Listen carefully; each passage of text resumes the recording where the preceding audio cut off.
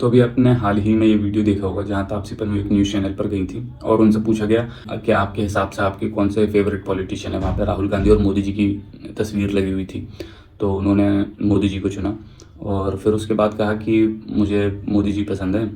क्योंकि मुझे इस देश में भी रहना है। अब आप लोग ये बात मजाक में उड़ा सकते हो, कई लोगों ने मजाक में भी उड़ाई, और विच इज़ मेरे हिसाब से कंसर्निंग है क्योंकि अगर आप इस देश में किसी एक कैरेक्टर के खिलाफ या फिर एक किसी इंसान के खिलाफ वोकली क्रिटिक हो उसके सबसे बड़े, और फिर आप मतलब उसको क्रिटिसाइज़ करते हो या फिर उसकी चंद कुछ पॉलिसीज़ को लेकर आप उसको क्रिटिसाइज़ करते हो, तो मतलब आपका देश में रहना, देश में रहकर ऐसी बातें करना,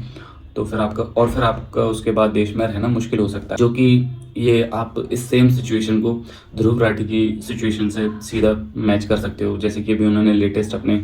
के क्रिएट के पॉडकास्ट में कहा था कि जब के क्रिएट के काव्या जी ने जब उनसे ये क्वेश्चन पूछा कि ये फिजिकल डिस्टेंस जो है इंडिया बिटवीन जर्मनी, और आप जर्मनी में रह के इतना वोकली मतलब क्रिटिसाइज़ कर पाते हो, क्योंकि एक एडवांटेज तो है कि आप यहाँ पे नहीं रह रहे हो, तो आपको इतना फिजिकली जो यहाँ परेशानी मतलब आप उठा सकते हो ऐसा बोल करके, वो नहीं उठानी पड़ती है। लेकिन उन्होंने ध्रुव राठी ने तो मतलब अलग ही वो देकर मतलब रीज़न देकर उन्होंने उसको वो किया। शायद वो इस चीज़ को हाईलाइट नहीं करना चाहते, लेकिन यही मेन पॉइंट है जो काव्या भी मेरे ख्याल से शायद पता करना चाह रही थी। हालांकि उन्होंने कहा कि मैं इससे ज़्यादा हम्बल रह पाता हूँ। ये जो डिस्टेंस है, फिजिकल डिस्टेंस, वो आपको एक एम्पावरमेंट भी देता है in picking up certain topics and issues in your videos.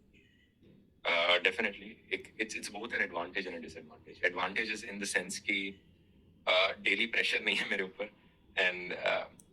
अगर मैं इंडिया में रहता, आई ऑल्सो सी कि लोग कितना मुझसे मिलते हैं, मुझे हाइप अप करते हैं, it gets in your head. तो if I live far away from that, I'm disconnected from that, so I'm more grounded, I would say, and I hope to stay more humble because of that.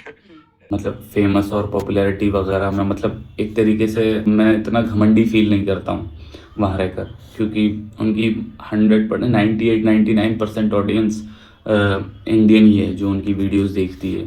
Of course हम ही लोग देखते हैं, मतलब सभी Indians लोग देखते हैं, और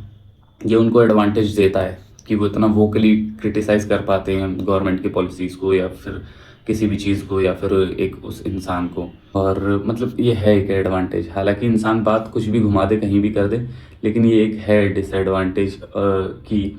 आप इस देश में रहकर इतना वोकली आप किसी को क्रिटिसाइज़ नहीं कर सकते। हालांकि कहने को देश एक डेमोक्रेटिक कंट्री है।